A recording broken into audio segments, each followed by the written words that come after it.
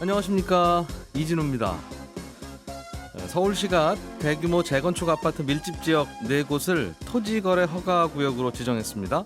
이 토지거래 허가구역이라는 건 구체적으로 어떤 것이고, 그리고 아파트 단지가 토지거래 허가구역으로 지정되면 뭐가 달라지는 건지, 그리고 아파트 가격에는 어떤 영향을 주게 될지 잠시 후에 자세히 짚어보겠습니다. 앞으로 상당수의 암호화폐 거래소가 문을 닫을지도 모르겠습니다. 새롭게 시행되는 법 때문인데요. 혹시 거래소가 문을 닫으면 투자자들의 코인, 돈 어떻게 되는 건지, 그리고 어떤 이유 때문에 문을 닫게까지 되는 상황이 벌어지는 건지 이 내용도 함께 알아보겠습니다. 넷플릭스라는 서비스 아시죠? 지난 1분기에 가입자 수가 늘어난 폭이 크게 줄었습니다. 그러면서 주가도 꽤 많이 떨어졌는데 이 넷플릭스를 비롯한 OTT 시장에 최근에 어떤 변화가 생기는 게 아닌지 이 얘기도 한번 해보겠습니다. 4월 22일 목요일 손에 잡히는 경제, 광고 듣고 돌아오겠습니다. 네, 아침까지 나온 중요한 경제 뉴스들, 어디에도 잘 안 나오는 내용들까지 한꺼번에 취재해서 알려드리는 세 분, 손에 잡히는 경제 박세훈 작가, 김현우 행복자산관리연구소장, 그리고 에셋플러스의 김치형 경제뉴스 큐레이터 세 분 모였습니다. 어서 오세요. 예, 안녕하세요. 서울의 압구정동, 여의도, 목동, 성수동 이런 곳에 재건축 대상 아파트들이 밀집되어 있는 곳이 있는데 네. 여기를 서울시가 토지거래 허가구역으로 지정했습니다. 네. 이렇게 되면 의미를 보니까 토지를 거래할 때 허가를 받아라 그거 네. 같은데 맞습니다. 다 했네요. 아파트가 토지예요? 아파트뿐만이 아니라 뭐 상가도 포함이 되고. 하기야 공중에 떠 있는 건 없으니까. 그죠. 예. 그 땅 위에 있는 거는 허가를 받고 거래를 해라라는 게 핵심인데요. 이건 네. 이제 국토부 장관이나 시도지사가 결정을 할 수가 있습니다. 언제까지? 최대 5년의 기간 동안 정할 수가 있는데 이번에 정해진 건 1년입니다. 통상 1년 단위로 정하는 것 같더라고요. 기존에 정해진 것도 보면. 예. 일단 지정구역 내에서 일정 면적을 초과하는 토지를 살 땐 이제 이용 목적을 명시를 해서 허가를 네. 받아야 되고, 허가를 받아서 사더라도 그 목적대로만 사용을 하도록 만들어가지고 투기나 뭐 어떤 투자 같은 것들을 조금 잠재우는, 억제해오는 효과가 있다. 이렇게 보시면 되고요. 아까 말씀해주신 그 4개 지역이 이번에 1년 동안 또 지정이 됐습니다. 그럼 어떤 분들은 허가를 해주고 네. 매매를, 예. 어떤 분들은 안 돼, 이제 허가를 안 해주겠다는 뜻인데 네, 그렇습니다. 어떤 기준으로 되고 안 되고를 결정하게 됩니까? 이게 사실은 허가를 받는 기준이라고 한다면 주택은 당연히 실거주 하겠다. 투자나 투기 목적이 아니라 내가 이거 임대 주는 게 아니다. 예. 라는 게 기본이고, 그 중요한 거는 허가를 받느냐 안 받느냐도 중요하지만 허가 목적대로 사용을 해야 됩니다. 주택이니까 거주 목적이겠네요. 맞습니다. 예. 2년간 실거주가 가장 큽니다. 그러니까 이걸 사서 전세를 준다거나 네. 뭐 아니면은 그죠, 전세 아니면 중간에 매매를 한다거나 예. 2년 동안은 팔지도 못해요. 그러니까 요게 이제 금지가 되는 거고, 예. 그러니까 갭 투자가 사실은 금지가 되는 거죠. 그럼 반드시 이삿짐 싸서 들어갈 분만 사라. 그렇습니다. 전세대가 다 들어가실 분만. 전세 끼고 사는 건 안 된다. 네. 그게 바뀐 거군요. 그동안에는 이런 낡은 아파트 전세 끼고 살 수 있었는데. 그렇죠. 뭐 전세 끼고 갭 투자라는 걸 할 수가 있었는데 그게 안 되고, 예. 뭐 만약에 허가 없이 몰래 거래를 했다 한다면 그 거래는 당연히 무효가 되고요. 또 2년 이하의 징역이나 토지 가격의 30% 이하 벌금을 물게 됩니다. 예. 그리고 허가를 받고 들어갔는데 아까 말씀드린 그 실거주 요건을 채우지 않는다. 그걸 어기게 되면 그걸 취득하더라도 강제 이행 명령이 내려지고요. 예. 그다음에 지키지 않으면 취득가액의 10% 이행 강제금이 매년 부과가 됩니다. 이미 서울의 잠실, 뭐 삼성, 대치, 청담 일부 지역은 이미 토지거래 허가구역으로 묶여 있죠. 그렇죠. 이게 6.17 대책에 나왔었는데 그것 예. 때문에 이제 올해 6월 22일까지 현재 묶여 있는 상황입니다. 이게 그 지역을 제가 한번 봤는데 네. 거부된 게 딱 3건이에요. 신청했다가. 허가를 해주세요라고 네, 했는데 신청했는데 거부된 건 3건인데 상가가 2건이고 예. 아파트가 1건인데 그 한 건은 중국인이 살겠다고 하는 바람에 이 사람이 실제로 실거주를 할지 안 할지가 불분명해서 거절했어요. 그 사례 말고는 대부분은 다 허가를 해주긴 했습니다. 하기야 뭐 요건 맞춰서 신청했을 네, 테니까. 그렇습니다. 이게 일정 면적 이상의 토지를 거래할 때는 네. 반드시 해라는 건데. 그러니까 아파트는 대지 지분 18제곱미터더라고요. 그러니까 대지 지분 18제곱미터가 과거 잠실에는 거기에 해당이 안 되는, 대지 지분이 굉장히 작은 아파트가 해당이 있기는 했었다 그러더라고요. 아주 초소형 아파트 10평대 아파트는 거기서 싹 빠져나가는 바람에 그거 좀 아주 인기라고 하더군요. 허가 안 받아도 되는 그러니까요. 그 동네에서. 네. 알겠습니다. 그렇게 되면 이제 그럼 재건축 대상 아파트의 거래가 좀 덜 활발해지겠구나. 네. 그런 효과가 있겠네요. 그렇죠. 그런 효과, 이제 억제 효과가 있다. 전세 재건축. 끼고 사는 분은 이제 못 사니까. 아예 못 산다고 생각을 하셔야죠. 이게 이제 그래서 재건축 재개발 대상 아파트의 가격 앙등을 막기 위한 것일 텐데 네. 이렇게 막아놓으면 이제 나중에 한꺼번에 오르겠죠? 아무래도 그렇겠죠. 나중에는 어차피 이제 들어가서 살든 전세 끼고 살든 매매할 수 있을 시기가 올 테니까. 그렇죠. 일단 잠시 브레이크는 걸어두자. 네네. 이게 원래 재건축 재개발 아파트도 진행되다 보면 이때 이후에는 사셔도 어차피 새 아파트 안 드립니다 하는 기간이라는 게 있죠. 맞습니다. 원래 있었습니다. 그런 것들에 대한 안전장치가 일단 하나가 있는 게 이제 조합원 지위양도 금지라는 명목이에요. 이게 이제 재건축 가장 첫 단계라고 할 수 있는 조합원 설립 인가를 받게 되면 그 이후에는 조합원으로서 입주권을 받을 수 있는 권리, 그러니까 입주권 전매가 금지돼 있습니다. 조합이 설립되고 난 다음에 사면 그렇죠. 그 아파트 산 분은 나중에 재건축돼도 새 아파트 못 받고 네. 그냥 현금 청산된다. 예, 시세 따져가지고 이모 현금 받고 나가세요라고 하는 건데 다만 네. 이제 예외 규정이 몇 가지가 있어요. 4가지가 있는데 그 중에 그래도 현실 가능한 게 뭐 세대원이 모두 해외로 이주하거나 아니면 2년 이상 체류를 하거나 예. 혹은 1세대 1주택으로 소유 10년 그리고 거주 5년을 충족하는 경우에는 전매가 가능합니다. 근데 현실적으로 안 팔죠. 하기야 매물이 많지는 않았겠죠. 네네네. 그런 거 가끔 나올 때 살 때도 본인이 전세 끼고 사는 게 가능했는데 이제는 안 된다. 네, 그렇습니다. 알겠어요. 정책 취지는 알겠는데 이것도 참 이번에 새로 시장된 분이 예. 오세훈 시장이 기존 정부의 부동산 정책을 비판하면서 집값 오르는 거 조금만 참으면 그리고 나서 공급을 좀 하면 길게 보면 집값 안정될 텐데 예. 그걸 못 참아서 그렇게 쪼이고 세금으로 하는 바람에 집값이 이렇게 엉망이 됐습니다라고 해서 어떻게 좀 다르게 하시려나 했더니 본인도 이제 조금 오르려고 하니까 바로 이렇게 묻고 그러면 물론 이제 재건축 재개발의 진도가 안 나가지는 않을 거예요. 이걸 맞습니다. 묻는다고 직접적인 영향을 미치지는 않아요. 그렇긴 하나 네. 놀라는 건 비슷하구나라는 걸 아무래도 이제 재건축 중심으로 뛴다는 소리가 나오니까 알겠습니다. 어떤 상징적인 뭔가 있어야죠. 토지거래 허가구역으로 지정한다는 건 그런 의미였고 박세훈 작가님 취재해 오신 내용 좀 잠깐 보겠습니다. 이게 오늘 굉장히 중요한 내용 같군요. 네. 암호화폐 거래하는 분들은 이 얘기 잘 들으셔야 되겠습니다. 그렇죠. 내가 거래하고 있는 암호화폐 거래소가 어느 날 갑자기 문 닫을 수도 있는 일이 이제 조만간 닥칠 수도 있다. 그렇습니다. 왜 이런 일이 벌어지고 있어요?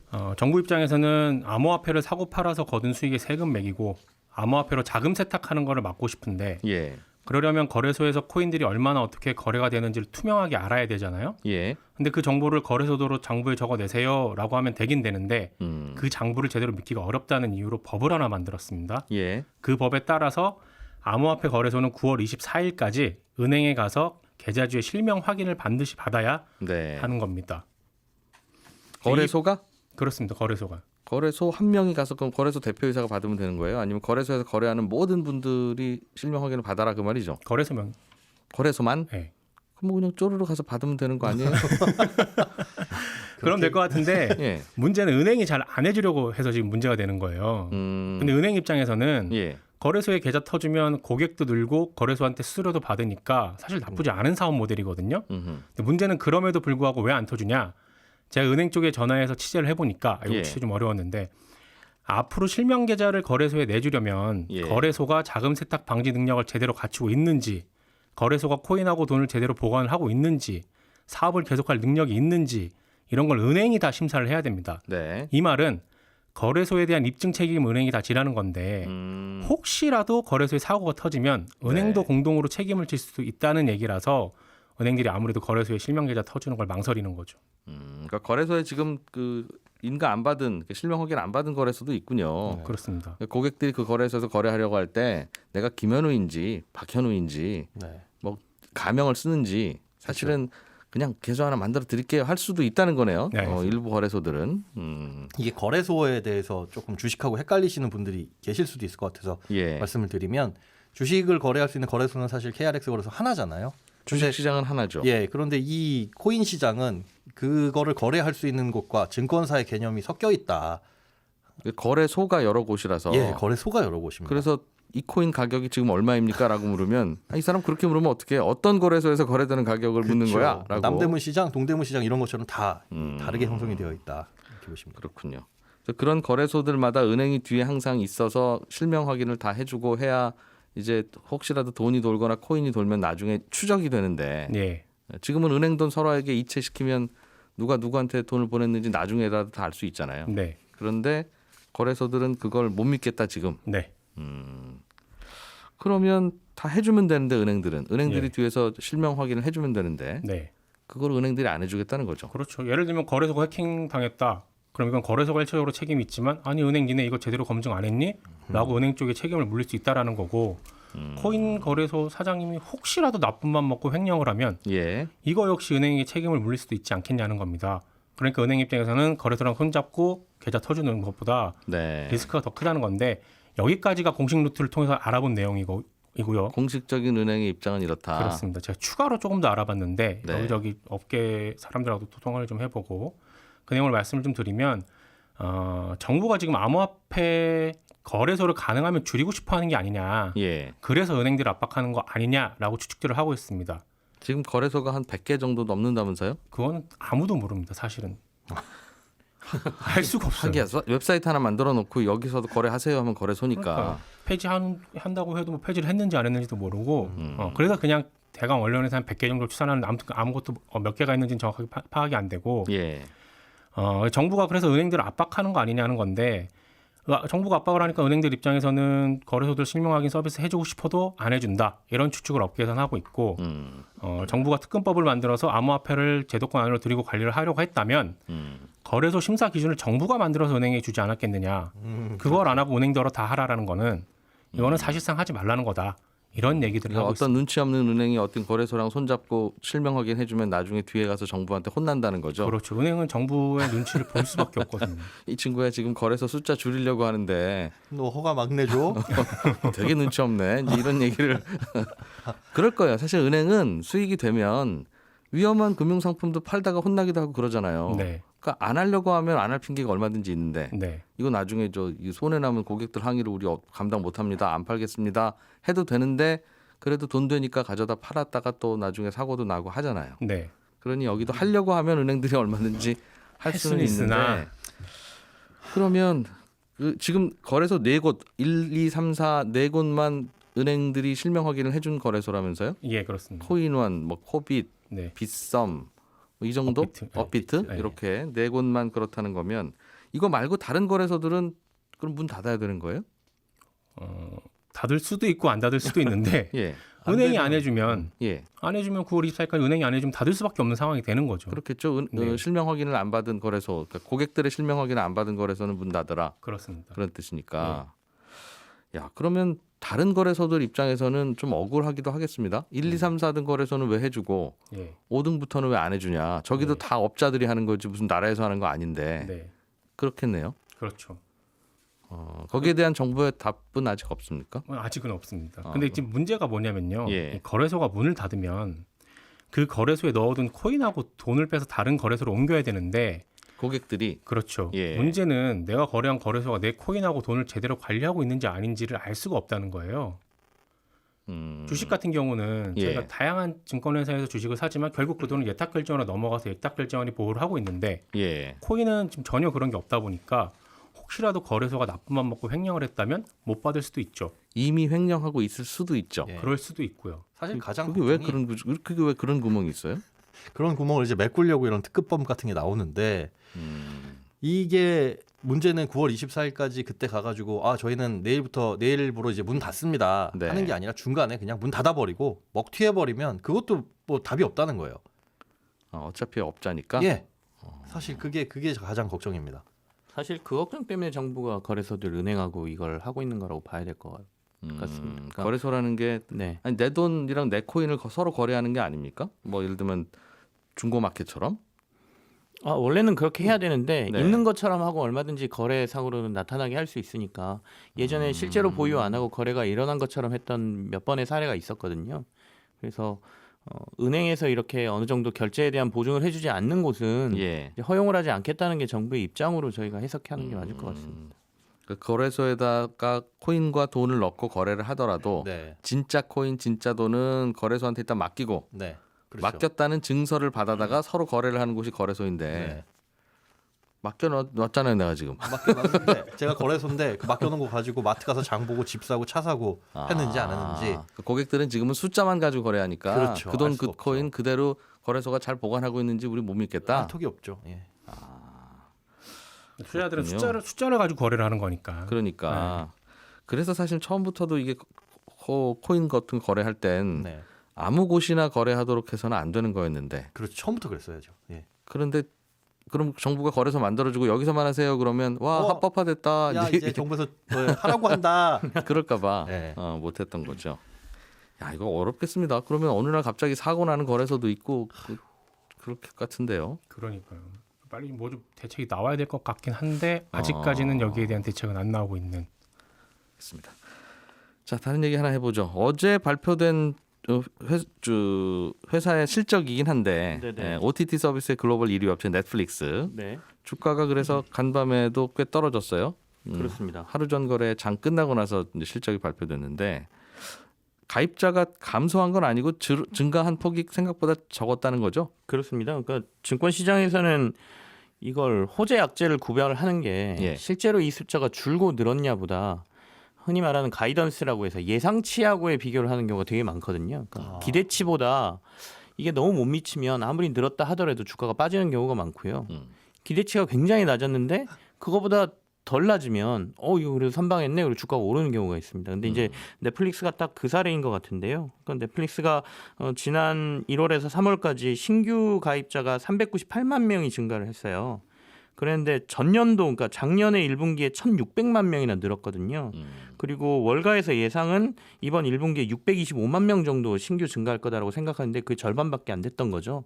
그러다 보니까 실적은 나름 선방을 했는데 실적을 좀 늘었거든요. 예. 그럼에도 불구하고 주가가 이 얘기가 나오면서 장 전에 한 11%가 빠졌고 실제로 장이 열리고 난 이후에 또 7%가 빠지면서 한 주당 550달러 정도 하던 게 500달러까지 깨지는 그리고 종가에는 뭐 500달러 조금 넘어서는 정도 예. 가격에서 마감을 했습니다. 그래서 이익은 늘었는데 왜 가입자가 생각보다 안 늘었나 했더니 가입자가 안 늘어난 건 사람들이 가입을 잘 안 해서 그러니까 우린 잘 모르겠고요. 그리고 이익이 늘어난 건 이게 뭐 돈을 더 많이 벌어서가 아니라 영화 제작을 하려고 해도 배우들이 이 코로나 때문에 밖에도 못 나오고 하여튼 그래서 잔금을 안 주는 바람에 꼭 그것만 아닌 것 같고요. 그랬다던데요? 예, 예. 회사에서 공식적으로 밝힌 거는 비슷한 맥락이긴 한데 조금 어감은 좀 다릅니다. 그러니까 예. 작년 1분기에는 워낙 그 코로나의 영향으로 OTT 시장이 활성화되다 보니까 넷플릭스 가입수가 폭증했던 것이고요. 예. 말씀하신 것처럼 그 코로나 때문에 신규 제작을 좀 할 수 없는 환경이 되다 보니까 이른바 뭐 대박 날 만한 컨텐츠들을 많이 못 올렸기 때문에 예. 뭐 수익이나 이런 부분 좀 줄어든 것 같다라고 얘기는 했지만 사실 넷플릭스 전략이 좀 바뀐 것도 저희가 주목을 해야 됩니다. 그러니까 넷플릭스가 그전에는 일단 시장에서 가입자를 많이 확보해서 빨리 1등의 자리를 확고히 하자라는 전략을 피웠다면 이제는 어느 정도 그 정도 됐으니까 이익을 좀 높여보자는 전략으로 좀 모습이 바뀌었습니다. 그래서 미국에서는 그 가입 요금 자체를 올리고 있고요. 네. 그리고 다른 지역에서도 지금 올리고 있고 그다음에 1개월 무료로 제공하던 무료 서비스도 다 없애고 있거든요. 그래서 우리나라에도 조만간 이 무료 1개월은 없어진다라고 얘기를 하고 조만간 요금도 오를 것이다 이런 얘기가 나오고 있어서 이게 가입자 모을 때 참 좋았는데 네. 일단 가입은 하시고 결제는 하시되 한 달은 공짜로 줄 테니 네네. 보시다가 언제든지 마음에 안 드시면 해지하시면 됩니다. 네. 근데 그게 아니라는 거죠. 이제 첫 달부터 돈 내야 보내드립니다. 그렇습니다. 이제 경쟁도 좀 치열해졌고 디즈니 플러스라는 새로운 경쟁자가 강력한 경쟁자가 나타났거든요. 예. 그러니까 디즈니가 옛날에 미키마우스만 하는 회사가 아니라 사실 디즈니가 한 10년 사이에 대형 M&A를 많이 했습니다. 그래서 픽사라는 애니메이션 굉장히 잘 만드는 회사 인수했고 예. 그 마블이라는 또 그 어벤져스 만드는 회사 인수했고 그다음에 미국인들은 스타워즈를 굉장히 좋아하는데 스타워즈 만든 루카스 필름도 인수를 했거든요. 그래서 이제는 넷플릭스에서 이걸 못 보는 상황이 된 거죠. 그건 디즈니 콘텐츠니까 네네네. 디즈니도 넷플릭스하고 똑같은 그런 디즈니 플러스라는 서비스를 만들어서 예. 가입자 모으고 이제 거기서 영화 보여주겠다 그런다면서요? 미국에서 지금 거의 6% 이상의 점유율을 갖고 치고 올라오고 있거든요. 우리나라에도 올해 조만간 들어온다는 열립니다. 것 네, 같은데요? 그렇다 보니까 예. 넷플릭스가 좀 위기감을 느끼는데 어쨌든간 이제는 가입자들에게 돈을 좀 더 받는 방법으로 이익을 올리겠다는 전략을 쓰고 있고요. 시장에서는 그럼 넷플릭스를 앞으로 어떻게 봐야 되느냐라고 얘기하면 어차피 OTT는 조금 더 성장할 것 같고 예. 이제는 한 개만 보는 게 아니라 2개 내지는 3개 채널을 보는 게 대중화되는 것 같다라는 얘기를 합니다. 그래서 그렇게까지 걱정할 사안은 아니다. 어차피 그리고 주가도 500달러에서 400달러 사이로 왔다 갔다 거리고 있었기 때문에 네. 이 정도는 시장에서 그렇게 걱정할 건 아니다. 또 이런 의견도 내놓고 있습니다. 그런 의견을 증권사가 내놓으니까 걱정이에요. 맨날 괜찮대 증권사. 이게 경쟁이 치열하면 원래 가격이 싸지는데 그렇지 못한 거는 겹치지 않기 때문이죠, 컨텐츠가. 네, 그렇습니다. 컨텐츠가 아까 말씀드린 대로 서로의 IP라고 하는데 예. 이 컨텐츠들이 각각 좀 달라서 사람들이 저희가 뭐 SBS 있다 그래서 KBS 안 보고 KBS 아하. 있다 그래서 MBC 안 보는 거하고 비슷한 상황이 OTT도 좀 벌어지고 있는 것 같고요. 다만 예. 돈 내고 봐야 된다는 게 좀 짜증이 나는데 미국에서도 실제로 데이터를 보면 작년하고 올해하고 비교해 보면 그 2개 채널을 보는 비율하고 3개 채널을 보는 사람의 비율이 한 30%에서 50%대로 전체 이용자들의 올라오고 있거든요. 넷플릭스도 가입하고 디즈니 플러스도 가입하고 2개, 3개 가입하는 분들이 많아지고 있다. 네, 그렇습니다. 그러니까 이게 대중화되는 모습이어서 예. 아직까지는 그렇게 걱정할 필요는 없다라는 분석의 근거가 되고 있습니다. 하기야 뭐 한 달에 만 원 안팎이에요. 그렇죠? 자, 오늘 중요한 경제 뉴스 여기까지 살펴봤습니다. 세 분 고맙습니다. 고맙습니다. 네, 감사합니다. 예, 오늘 또 11시 5분부터 시작하는 손경제 플러스에서는 ESG 경영 도대체 이게 뭐고 왜 갑자기 이렇게 뜨거운 이슈가 되고 있는 건지 살펴보겠습니다. 11시 5분에 뵙죠. 고맙습니다.